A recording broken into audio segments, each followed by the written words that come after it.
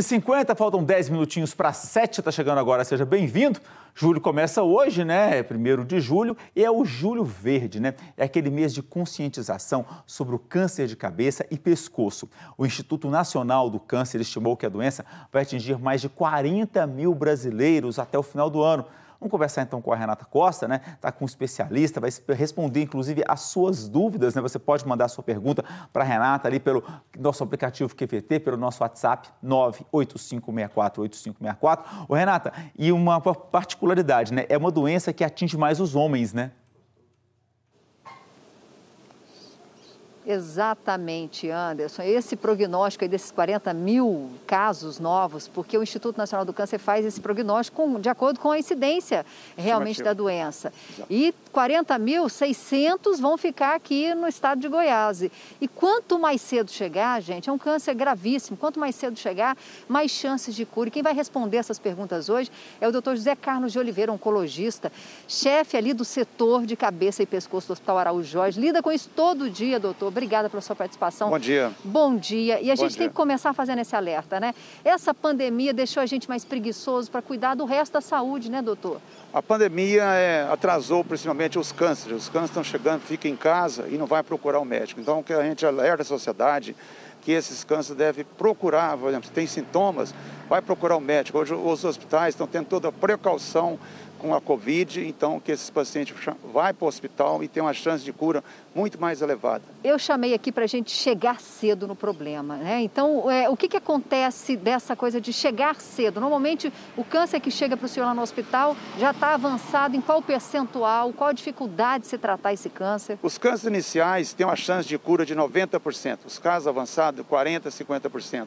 Hoje, a realidade brasileira, 70% dos casos são casos avançados. Agora, quais sintomas, doutor? A gente está chamando para isso. Uma ferida na língua que não cicatriza, uma rouquidão, próteses mal adaptadas, dentaduras mal adaptadas, endurecimento na língua, sangramento, dentes em péssimo estado de conservação, nódulo no pescoço. Esses são os que chamam a atenção para a gente. E o que as pessoas dizem quando chega até o senhor aqui? Não, demoraram, que acharam que aquilo não era nada? Qual que é a justificativa? Esses pacientes muitas vezes têm esses sintomas, procuram outros tipos de outros médicos, outros profissionais, e esses profissionais muitas vezes com o sistema de saúde demoram a chegar até um serviço especializado. O senhor falou de algumas causas, né? Eu, por exemplo, para mim foi novidade o senhor falar que prótese mal colocada pode ocasionar um câncer, mas o senhor também mencionou que a questão do HPV. O que tem o HPV ligado ao câncer? O HPV hoje é um fator de risco hoje para o câncer, igual é para o colo de útero, também é câncer principalmente de orofaringe.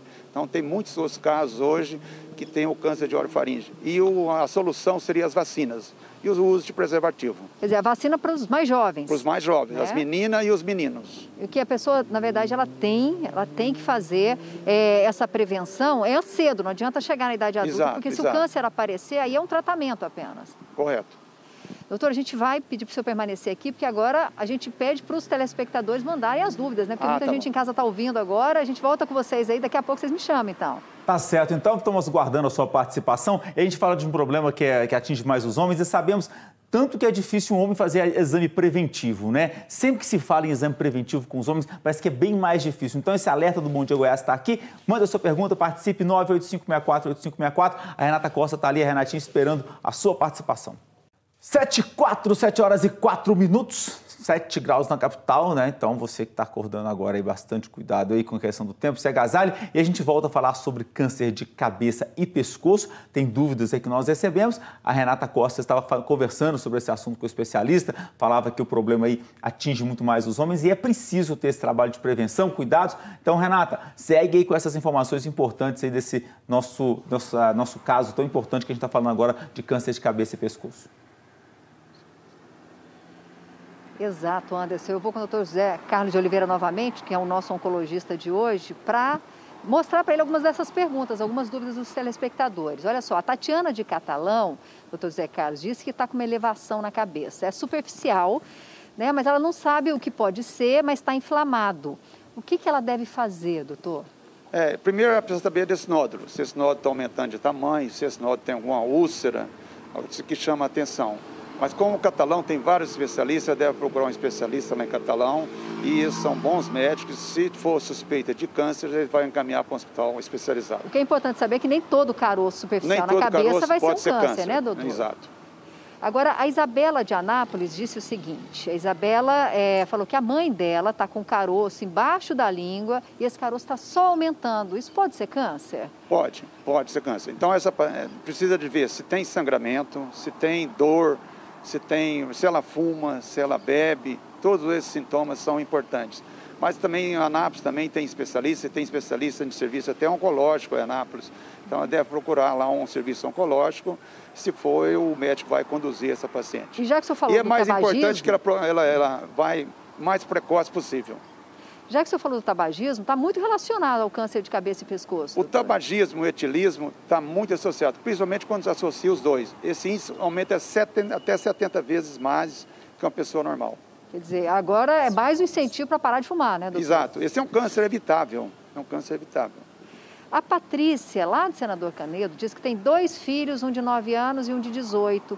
E eles dão muita afta na boca constantemente. Ela perguntou se isso é uma causa de preocupação, se isso pode evoluir para um câncer, se ela tem que procurar um especialista. Ela deve procurar um especialista, deve procurar um otorrino, mas isso aí não é...